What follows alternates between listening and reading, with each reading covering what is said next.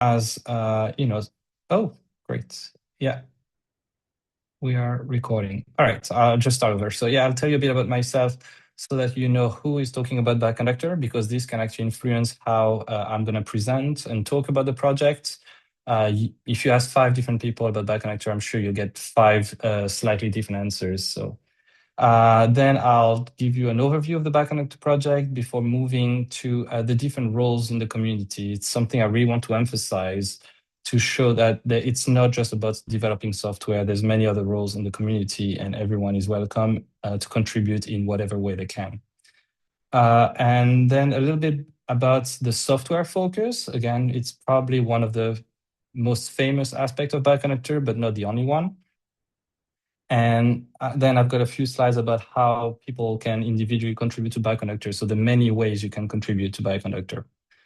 And again, not to publicize myself, but just to give you an example through my own experience, I want to tell you a bit about my 2026 and how my plan for 2026 and how it's influenced by Bioconductor, so that you might get some inspiration in your own studies and research.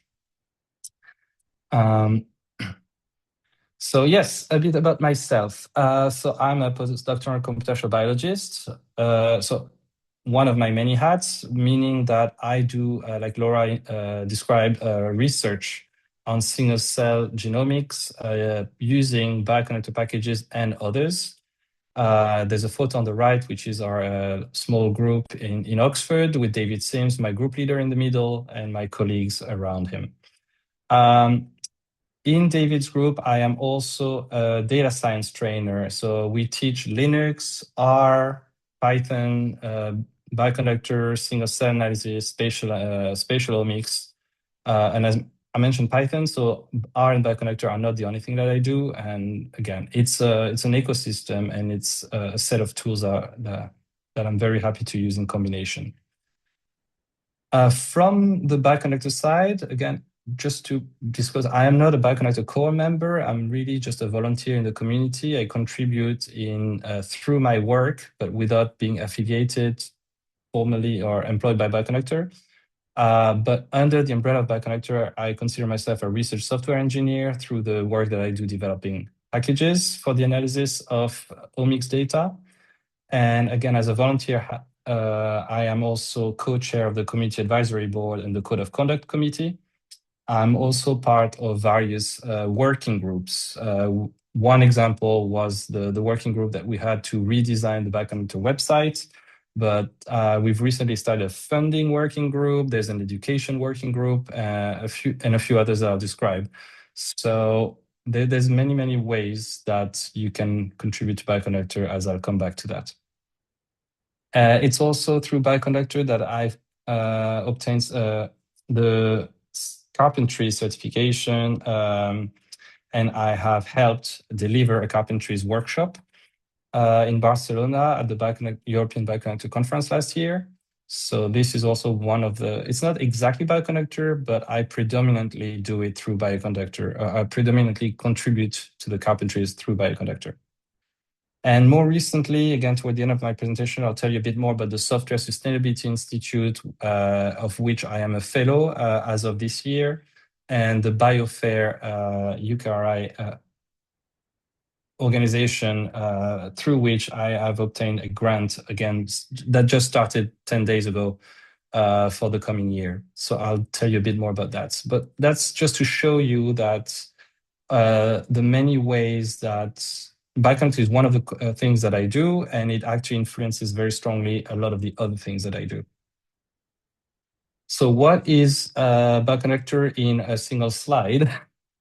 It is a project that started in 2001, so about long before I joined it.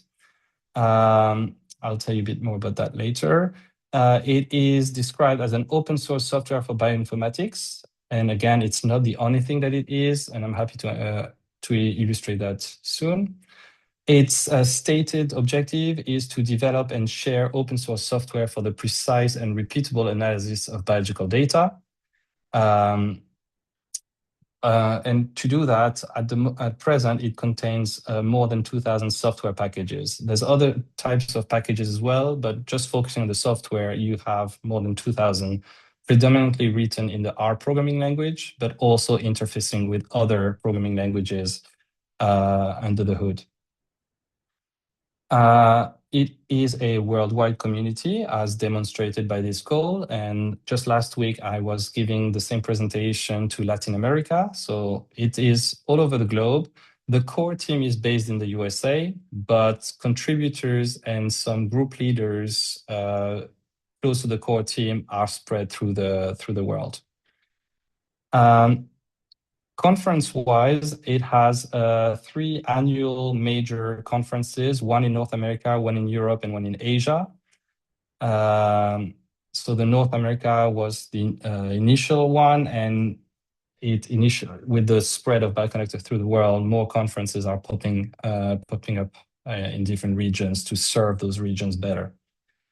And one of my favorite aspects of Bioconductor is its great emphasis on education and training. So all those links, and if we haven't shared the presentation with you before the talk, we will share it afterwards. So you can follow those links and they will take you to different parts of the Bioconductor website. So this last link about education and training will go to a list of resources about packages and workflows and aspects of the Bioconductor project. And yeah, the bottom right also I've linked to the Bioconductor annual report, which is a goldmine of information about the project. So it might be a bit technical and detailed, but if you have a question about the Bioconductor project, that is a good place to look at as well. Still a bit more about myself, again, to show you what a journey through the Bioconductor community can look like. It's not the only way, it's just my experience. So like I said, Bioconductor started in 2001, and it's only in 2011 when I became a PhD student that I started really interacting with the Bioconductor projects for my research. So completely as a user, I was analyzing gene expression microarrays, and Bioconductor was and probably still is the gold standard for this type of analysis, although microarrays are maybe not used that much anymore. But I was using Lima and related packages for this analysis. Then during my PhD, I transitioned from being a user to a developer. So over a summer, I decided to take the code I was writing for my research and to tidy it up into a package. And I self-taught myself from looking at other packages and resources online how to assemble a Bioconductor package. So it's not pretty. I look back and I constantly want to rewrite it better, but it is, everyone has their first step. And so this was my first step as a developer. And since then, I have scaled up to developing and maintaining over 10 Bioconductor packages. So it just shows you, baby step, learn to use the software. And if you don't have to, but if it's something that's of interest to you and relevant, you can move to being a developer fairly quickly, and the developers of multiple packages even faster after that. Then there's a bit of a gap there when I was doing more postdoctoral research, but in 2021 is the year where I got really invested in the community aspect of Bioconductor through the community advisory board, first as a member and now as a co-chair. The Code of Conduct Committee, same thing, first as a member, then now as a co-chair. And here is not a comprehensive list, but a list of working groups that I have worked with over the years. So the education, conference planning, EDAM is a bit technical to explain here, but it's essentially a vocabulary of data and methods to categorize, classify, and discover software.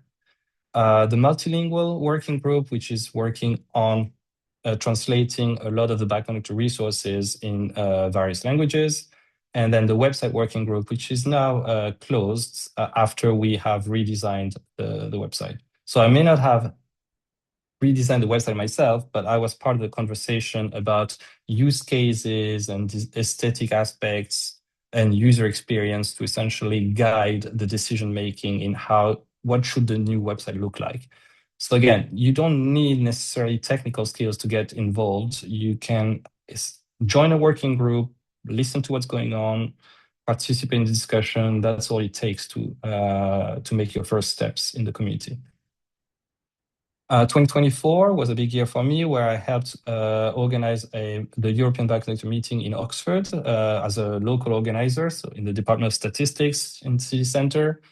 While a lot of the other conferences, I was purely on the organizing committee, helping reviewing abstract, discussing the schedule.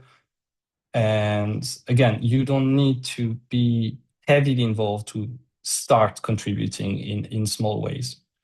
And this year, I'll come back to that at the end of the presentation, but it's getting busier as I'm a Software Sustainability Institute fellow, trying to improve software discoverability in the life sciences, and a project lead on a Biosphere Pathfinder, trying to connect Bioconductor, Galaxy, and NF Core.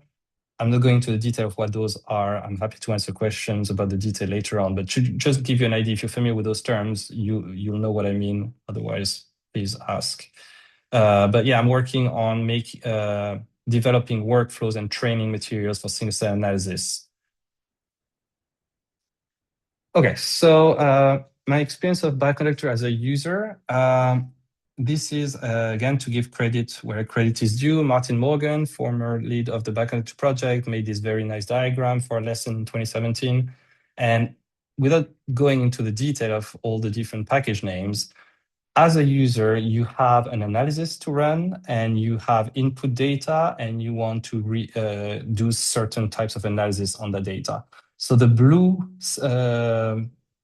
cells on this plot are showing you the different data types that you're working with and the workflow converting one into the other, while the pink boxes are lists of packages that process those data and carry out those tasks. And the point I'm making this slide is that for each task and for each data type, you will have a choice of packages, very frequently more than one. And we just shows you the diversity of methods and opinions in the community, and that best practices to analyze data are still being developed, but you have a very active community which is exploring this space and providing you with methods that are relatively easy to run and definitely much easier than writing the code from scratch yourself.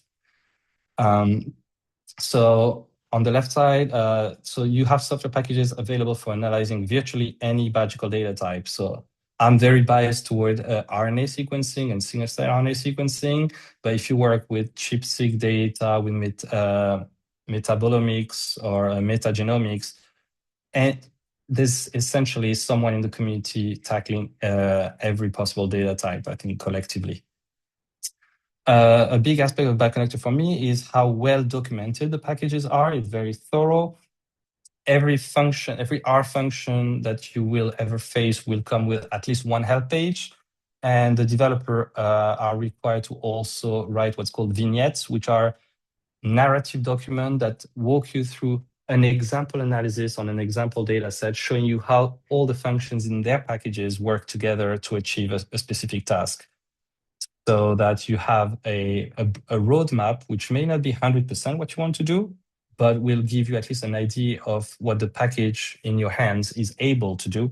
And then you can make the decision whether this is a package you want to use or you might want to move to another one. So again, going back to the figure on the right, saying if one package in the pink box doesn't exactly meet your needs, there's probably another one in that box that will.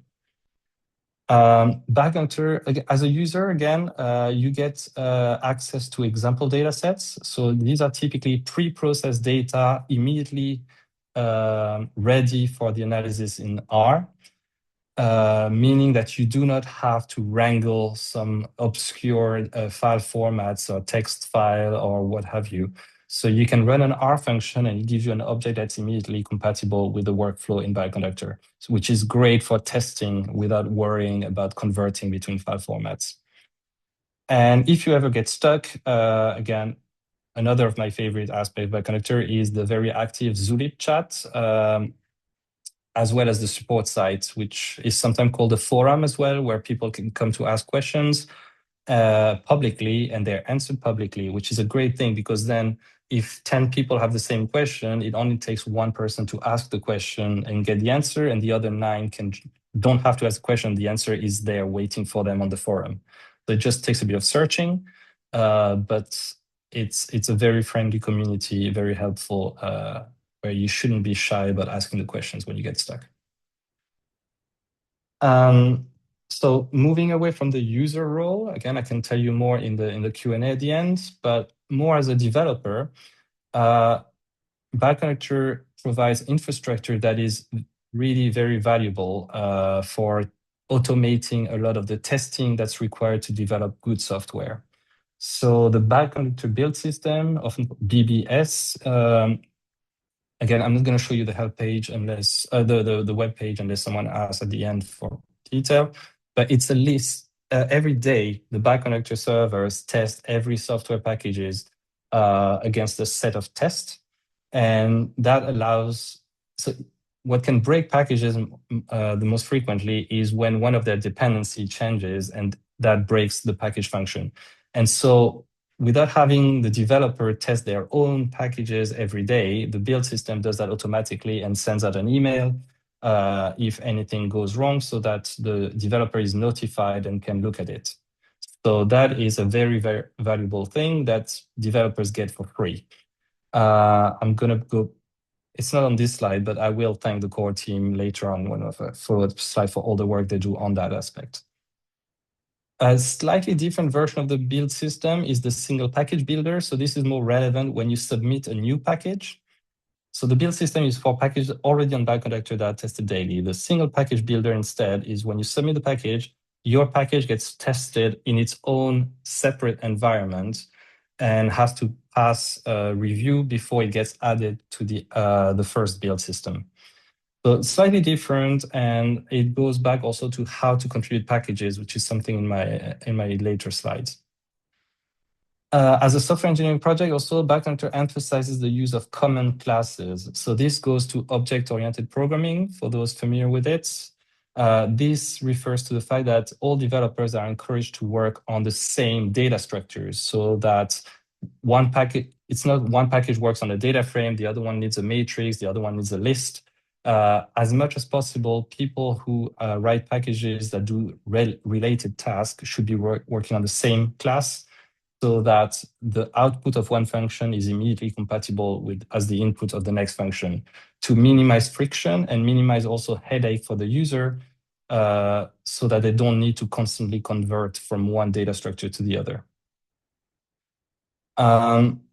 As a developer also, I mean, this can be very, very overwhelming, thinking about all those different aspects. So what we have put together as a community is also a contribution guide. So part of it was written by the core team, but it's also very community written by people who actually are expert in different things. For instance, I do a lot of Shiny web application, and I've contributed mostly to the section about that particular aspect of package development. It also contains guidance for the peer review, which I haven't mentioned yet, and it's going to come back a bit later. But when you first submit your package, it also has to be reviewed by a human, and to make sure that every reviewer follows the same guidelines that have been written in this contribution guide. Again, a bit from a technical perspective, if anyone is still remembers Subversion, also abbreviated SVN, this is how Bioconductor was working before 2017. And at that point, it got moved over to a Git repository, which is, again, works a lot better with GitHub website and related resources. And through the Git repository, again, developed by the community, is a browser of that, a web browser of that Git repository, which also allows people to freely search the code base. So that contains the source code for every package in Bioconductor through a web interface. Let me keep an eye on time. Okay. I hope I'm not rushing too much again, otherwise please do feel free to bring me back. But what I really want to emphasize during this talk is how can you contribute to Bioconductor? So I hope I've given you some hints in the previous slide, but in the next slide, I'll tell you more precisely how to contribute software, training materials, event organization, package review, and other ways of getting involved. How do you contribute software? So that goes back to this single package builder that I mentioned earlier, but without going into the technicalities, there is a public GitHub repository under the Bioconductor organization. The repository itself is called Contribution. And I don't think it contains any code. I could be wrong, but its main purpose is the issue tab, where essentially, if you're to submit a package to Bioconductor, you go to issue tab, you create a new issue. So again, we're just using GitHub terminology, but what this does is it sort of hijacks the issue system on GitHub, and each issue here you can see is a package. So the issue should be named like the name of the package, and then you can see from the tags in blue that this tells you how far along the review process is each package. So OK is usually a good sign, and then you've got one that's in pre-review, one that's awaiting moderation, one that needs extra work to make it more interpretable, and so on. I think I've got another slide later on with more detail, but this focus on the open issues. So you can see that there's 79 packages that are currently being submitted as of the screenshot, while actually there's 4,000 closed issues. I wouldn't say there's been 4,000 submissions. Some of them are redundant. There's a bit of spam and things, but the closed issues are packages that were either accepted or even abandoned or rejected for various reasons. So you would have to click on that tab to see what happened.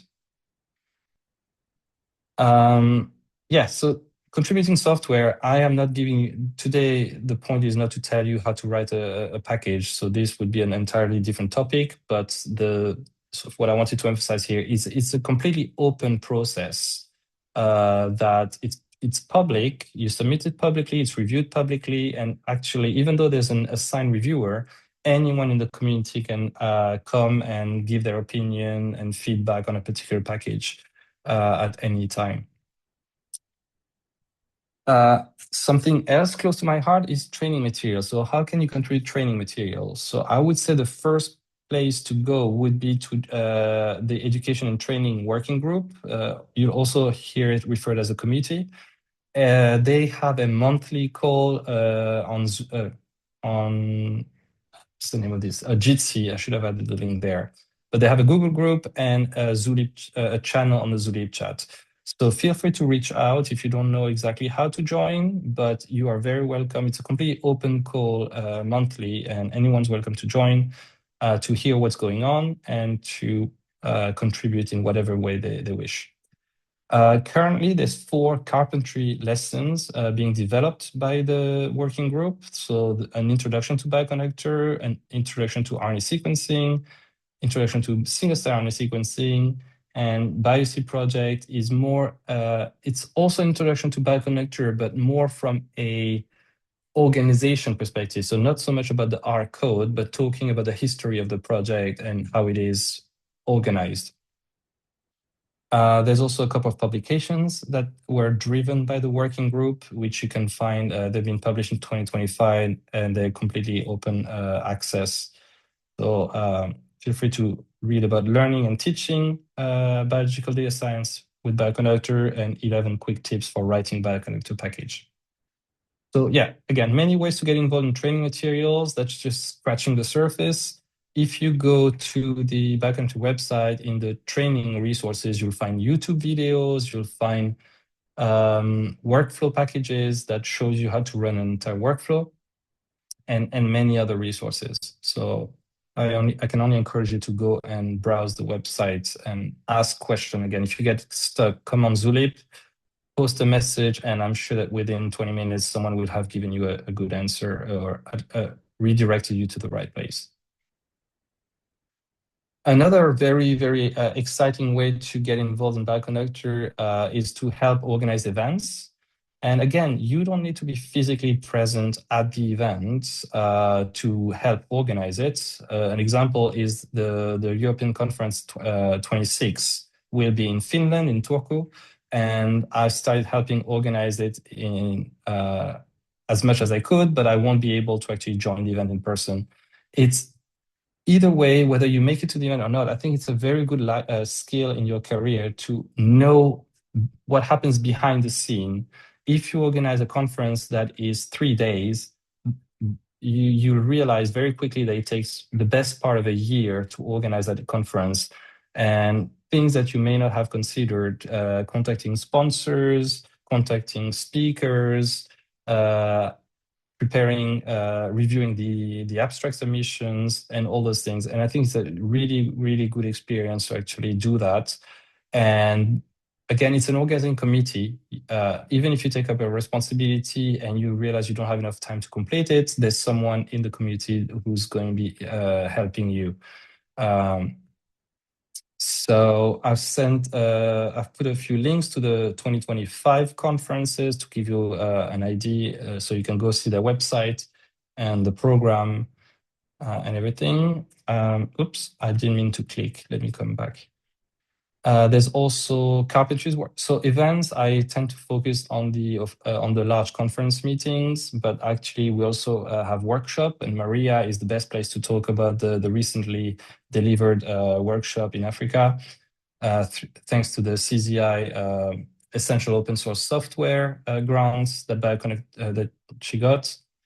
And other ways, so the first few items are in-person events, while actually the last two, the Developers Forum and the Bioconductor Seminar Series, are online events that are semi-regular. So we try to, we aim for one a month, but sometimes it's a bit less than that. And yeah, in the bottom right, before I forget, if you click on the events calendar, you will see the full list of Bioconductor events recorded in a Google Calendar. Again, contributing to package review, whether, obviously it helps if you have a bit more experience writing a package yourself, but I think it can be a very, very good lesson even for future developers to see how packages are being reviewed. So before you write your first package, go to one of those links and see what how the reviewers react to package submissions, what they focus on, the type of advice. So that can actually save you time, because if you fix the issues, if you learn from I don't want to say mistakes, but if you learn from others, you can write better packages yourself. It used to be that the reviewers were core team members, but the volume of submission is such that it's just impossible for them to keep up.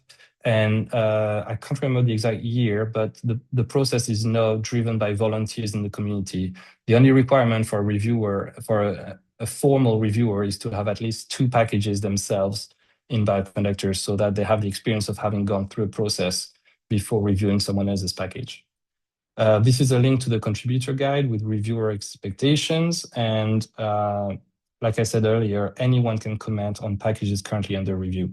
So it's a very, very open process, which I think is beneficial to everyone. Like I said, because you don't need to be an expert. You can just be a random user who wants to learn about the process, and you can do that without barrier. The code of conduct, again, Laura mentioned the code of conduct for today, but Bioconductor as a project has a code of conduct, and there's 2 points to make on that. So first of all, the code of conduct applies to all the platforms. Oh, that was an old screenshot, Slack workspace. It should say Zulip. And the other point I want to make is you can see that it's been translated to many languages, and we always welcome new translations. Again, the main version, the original version, I should say, is in English, in US English. So you'll see that the version of the code of conduct in the screenshot was 1.4, and that the translations were 1 or 2 versions behind for the other languages. So the latest version is always the English one, and once in a while, the other languages catch up with it. But it's always a bit of a race to keep everything up to date. And I guess, yeah, the other thing as well, outside of this call, we do have a form. It's a Google form. So if you notice anything that doesn't follow the code of conduct, a breach of the code of conduct, you can report anonymously or not through that form. So especially if it affects you, it might be helpful for the community to know who you are and to follow up with you, but you can very much report anonymously. The only caveat is that if it's an anonymous report, we cannot follow up with you.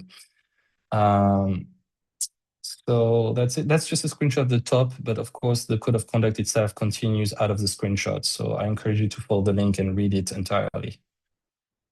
And yeah, so this is just a closing slide for the contribution section of this talk. There's many other ways of getting involved. So attending a Bioconductor event is already being part of the community. Join our conferences or workshops or training courses, far too many to list in this talk. It can be as easy as just spreading the word. So if you have an account on LinkedIn, Blue Sky, or Mastodon, feel free to follow the Bioconductor account on each of those platforms. And when Bioconductor or a community member posts something, you can just do your bit by spreading the word further, anything of interest to you. Supporting the community. Yes, just interacting with the community, just being an active member. So watching the Zulip space, and if there's a question asked by a fellow community member that you can answer, answering it is also doing a small, contributing back to the community in your own way. Bioconductor has a blog that I haven't mentioned yet, and the blog is very much community driven. So you can draft a blog post, and we will help you publish it and edit it or refine it if you want, to just make sure that it's up to publication.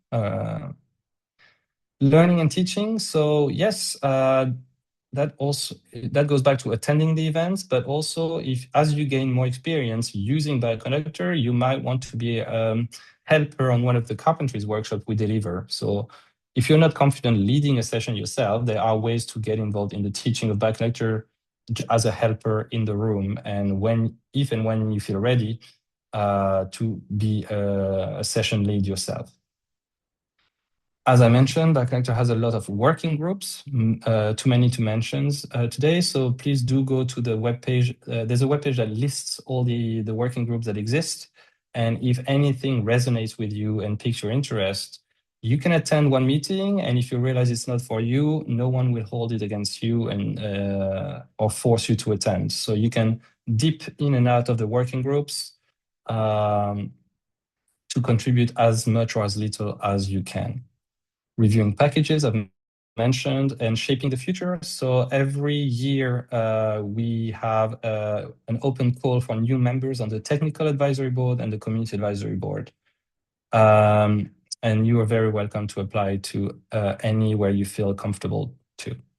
And another small way, that's just my fun photo on the left side, where I programmatically downloaded all the Bioconductor stickers designed by the community members, and I have sorted them by color and made a poster out of it for the conference last year. You can contribute that way as well if you like. There's any serious or fun way of contributing to Bioconductor is more than welcome. So as a summary, I would say that as a user, I find Bioconductor a great resource of high quality tools and training materials. So even as an experienced user, I still go back to, so those training materials update regularly. And even when you think you're familiar with a field or with a workflow, going back and looking at the latest version of training materials might surprise you that there's a new best practice. So as a user, I really, really value the tools and the training materials. I also value the community that, if sometime a tutorial might need a bit of clarification, you don't understand what the person meant when they wrote it, going and asking the community is a way of actually having thousands of people ready to just give you their advice and opinion on those materials as well. So they can really help you very quickly debug or pass a bottleneck. As a developer, I really trust the reliable and trusted Bioconductor infrastructure. So the build system that I rely on to constantly test the packages that I maintain. I really cannot thank enough the core team in the US who is keeping the lights on and the servers and all the infrastructure alive. And again, back to the community, as a developer, I find a great resource in the other developers of the community. So when I get stuck debugging one of my own packages, very often I turn to other developers who have faced the same issue or may have a bit of insight into what is causing me the trouble. As a community advisory board member, I'm very proud that I get the chance to hear and promote the initiatives in the community. And I'm also very happy when people approach me with an idea that I can relay it to the community advisory board, and that then as a board, we can take action to, again, promote those ideas and initiatives. As a code of conduct member, again, very proud that I get the chance to defend the Bioconductor values and represent them in the community. And as a working group member, I like the flexibility of being able to contribute to the various aspects of Bioconductor that are driven by those working groups. And as a summary, again, to all of the above have helped me personally and professionally to network, collaborate, learn, and grow as a scientist and a software engineer. Yeah, so I think a little bit, again, to give you what I promised at the start, a use case about how does this affect me on a day-to-day basis. So it's thanks to Bioconductor that I am this year a Software Sustainability Institute Fellow. So what is the SSI? It's an organization based in the UK dedicated to improving software and research. Laurent Gatto is a name you may have come across, a very long-standing and active community member. And he's a fellow from 2014. And I forgot to add Alan O'Callaghan, who's also a fellow of 2026 with me. And yeah, so I joined the SSI as a fellow through my proposal to improve software discoverability in the life sciences. Again, I'm happy to give more details about that if anyone asks later on. And again, thanks to Bioconductor, I have obtained, I'm leading a project that is called a Biofair Pathfinder, again, UKRI based. Biofair is a UKRI funded federated digital research infrastructure. So it's a bit of a fancy word, but it has a strong emphasis on pooling resources for data, methods, and people to essentially tackle real-world barriers and making life science data and workflow fair, so findable, accessible, interpretable, and reusable, as well as AI-ready, which is a big trend, obviously, these days. So this grant has started just the 1st of April, so not even 2 weeks ago. And I am working to make Bioconductor packages more discoverable and interpretable with the Galaxy web platform, as well as the NF Core workflow software, with a strong focus on single cell analysis, which is, as mentioned a few times, my expertise. And again, that directly complements my SSI fellowship, which I'm happy to explain if anyone wants to hear about this. So how do those things affect my coming year? So the SSI fellowship started in January, and I'll be in Northern Ireland next week to talk to a lot of other people interested in making better software for better research, including community managers and research software engineers, all brainstorming ideas to essentially make better software for better research. And the Pathfinder, like I mentioned, just started now. Okay, sorry, I've just preempted, but this is what I mentioned next week. I will be in France at the Galaxy Community Conference in June. This is related to my Biofair Pathfinder. So like I said, connecting with the Galaxy community and contributing to their CoFest. And then later in September, I will also work with Biofair fellow Marisa Lore and Maria Doyle, who's on the call, the community manager. And what we're planning is a Bioconductor Galaxy joint workshop and coding sprint at the Open University.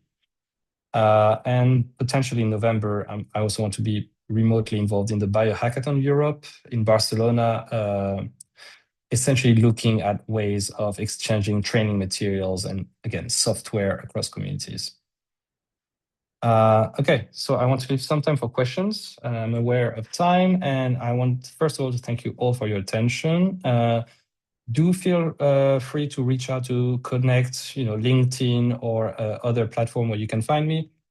collaborate, suggest, plan, brainstorm, partner.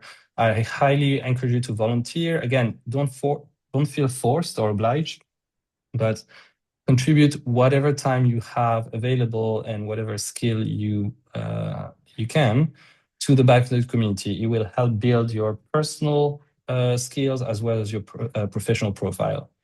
And again, thanks to Bioconductor as a whole, community member, core team, and everyone for having helped shape my career so far. Over to you, Laura. Thank you, Kevin, for that wonderful presentation and for highlighting how different people can be involved in the Bioconductor project. So if you have any questions, I've been spamming in the chat, but if you have any questions, we are taking them from line 58 of the Frapper pad. The link is in the chat. Okay. Yeah. I think I wasn't notified of the messages in chat, so I'm just seeing them now. Let me know. I'm joining the Etherpad, but if you want to kind of share or choose the questions. Oh, actually, I'm sharing the Etherpad. That wasn't. Sorry. For now, Okay, there's there. one question, and that question is just from me. And Okay. I just wanted to find out how, like, for people who are developers and stuff like that, how are people from the global south probably more supported? Because, like, obviously there are some challenges with the global south, but that's my Mm. question. But there are also other questions, for example, on line 63 of the Etherpad. And if you feel free, you can also just unmute, raise your hand, and Kevin will take your questions directly. Yeah. So I'm not sure about the questions I hear about Global South, but I'm not sure what the question exactly was. If you want to clarify this one, otherwise I can actually start thinking about 63. Yeah, just start with 63 then. Any gap? So are there any gaps that currently exist in Bioconductor that early contributor could help fill?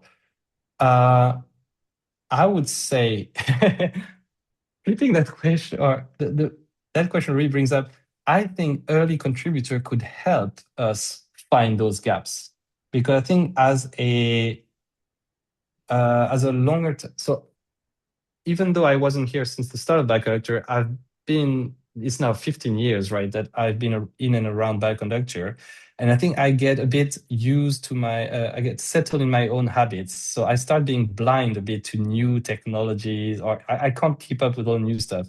I'm used to my way of doing things, and actually having new members coming up with new skills and new training or more recent training that I have could be a very, very helpful way of, like the expression goes, fresh blood to just say, hey, actually, there's this new technology. You've been doing it this way for 5 years, 10 years, but are you aware that there's this new thing and how can we make it work?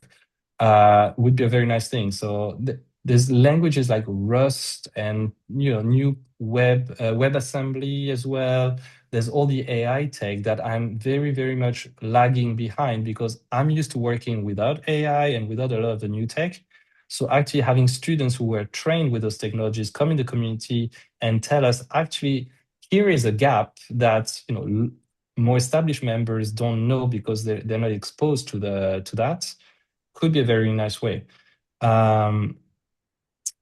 I'll leave it there, but yeah, a lot of the working groups are actually initiated by the community themselves, essentially. So it's not people who are currently on the community advisory board who have to create those groups. We're just the conduits that people can. We have access to the repositories that officializes those working groups. But we're very, very happy for people to approach us and say, hey, what about creating a working group on AI or a working group on this, on that? And as long as someone has the intention to lead that working group, we're more than happy to have new members bring new ideas to the table. Yeah. Yeah, thank you. I can see one that popped up on 961. How can early scientists start their journey in Bioconductor? I don't know if I'm going backwards, but that's good. Um, I would say everyone's journey might be different, right? In the presentation, what I had, the only thing I could really speak comprehensively about was my own journey through Bioconductor. So if I go back to my start in Bioconductor, like I said, it was as a user, but that's because I was a student in a wet lab. So I was based in a research lab, so I naturally started as a user. I would say there's potentially, if your profile is math or stats or software development, you might enter Bioconductor straight as a developer. And maybe there's completely other roles out there. You could start by helping organize a conference. You say, maybe I'm not ready to be a software developer, or pick something, have a look at the Bioconductors of working groups and activities and see if there's anything that sort of feels like you can contribute to without going out of your comfort zone. So start with something you're comfortable with. And from there, you will, if it's like me, you'll actually you'll network with other community members. And those community members can actually, officially or unofficially, suggest other things you can contribute to. So there's plenty of work, and there's more work than people. So it's all about running into the situation where you identify something that you're happy doing.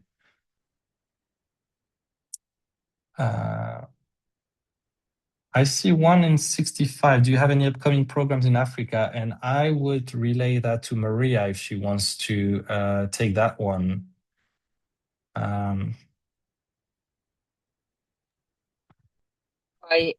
Well, Laura can probably speak a bit to this as well, because this session today is the first in a series.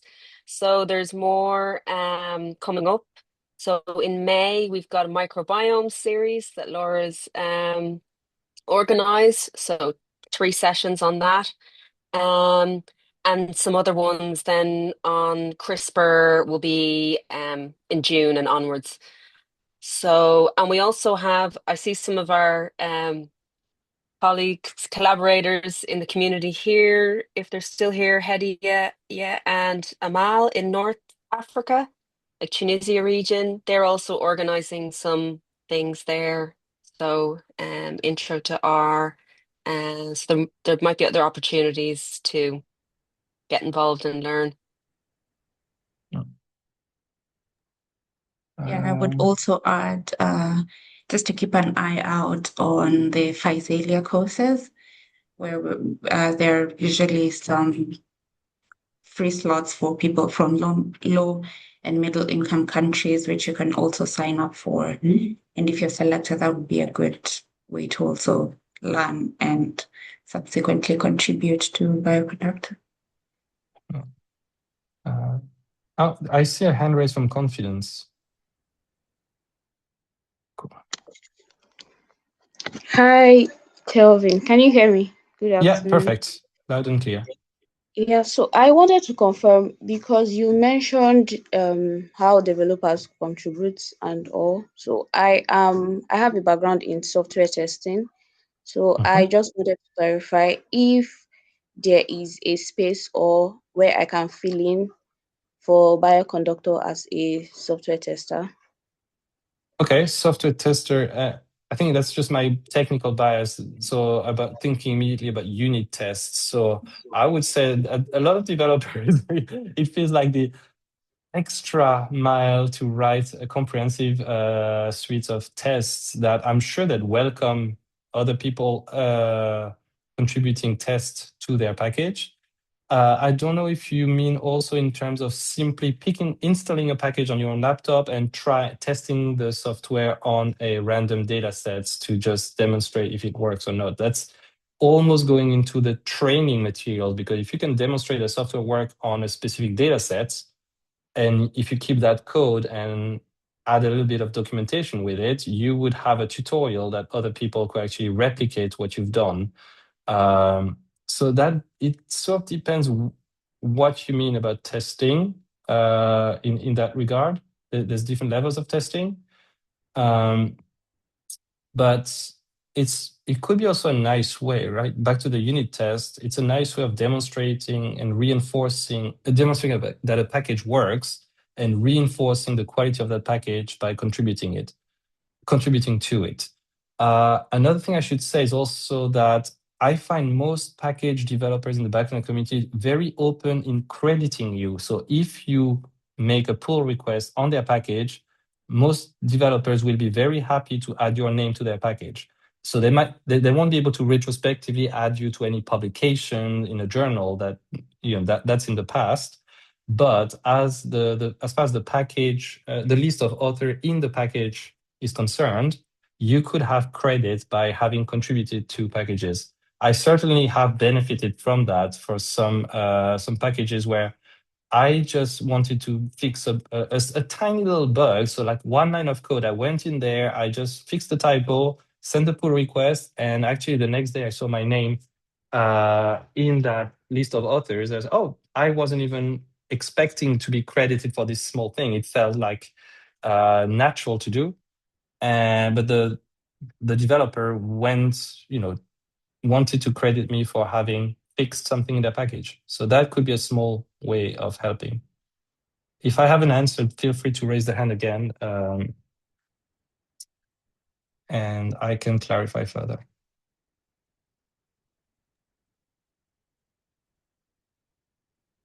Okay, thumbs up, so that looks good. All right. I do not see any further questions on either the chat or the Framapad. Okay. So yeah, no, me neither. So do feel free. I think I've seen some people already add me on LinkedIn since the talk was advertised. Not today, but so I think the announcement, some people already went there. But you're more than welcome, at any time today or in any time in the future to add me if you want to connect there. Otherwise, again, I don't want to be the bottleneck between you and the community. So I saw in the chat, feel free to join the Zulip chat. It is free. So if I see someone had an issue, it should let you sign in without any invitation required. You put your email in there, you create a password, and you should get an account. So if you get stuck, again, feel free to reach out to Laura, Maria, or me, and we'll try and help you through. Yeah. Okay, Laura, if you want to close the call, if you want to have the last word. It's all right. And the link to join Zulip is on line 68 of the Framapad. And also, if you've not joined our mailing list, that's on line 70 of the Framapad, which has been posted on the chat. So just before I let Maria and Shusha also add a few closing remarks, I'd like to say this is the first session of a couple of series, as Maria had mentioned, that we'll be having. So in May, as Maria had mentioned, we'll be having microbiome data analysis. So keep an eye out on your emails or on LinkedIn, Mastodon or Blue Sky. We'll be announcing that and opening registrations for that. And in May, we'll be having CRISPR data analysis. So if you're working with CRISPR, amplicons, and stuff like that, we welcome you to join that session as well. So I'll hand it over to Maria, or rather Trisha, and then Maria to close.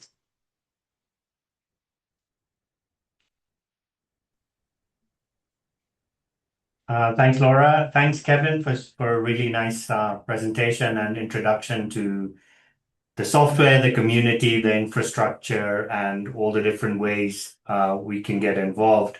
Thanks to Maria and her team, we are trying to build this community here in Africa across different regions. So we started off in East Africa. We then went across to West Africa. Now you've seen the collaboration with North Africa. So the idea is to bring this kind of community and conference eventually in the African region to be a part of the wider bioconductor community. So this is just the beginning. As Kevin pointed out, there's many, many ways to get involved. There's very many opportunities as well that come from this. And also, in terms of growth for both your professional and personal growth as well, I feel like it's really important. So thank you very much to everyone. Thanks, Laura, for organizing this, and I pass it on to Maria. Thanks. Thanks, Trisha. I think you've covered everything very nicely there, so I'm not going to add much more other than thanks, Kevin, for your great session today. So for volunteering to do it and for everything you contribute in the community. And thanks for Laura for coordinating and with Trisha as well in support of this initiative, which has been brilliant. I hope we'll see you at future sessions of this. And please do, we would really appreciate if you fill out the very short feedback form, just letting us know how this was for you and anything else you'd be interested to see from Bioconductor. And we will see what we can do. So with that, thanks everyone and hope to see you at a future session. Bye. Thank you. Bye, everyone.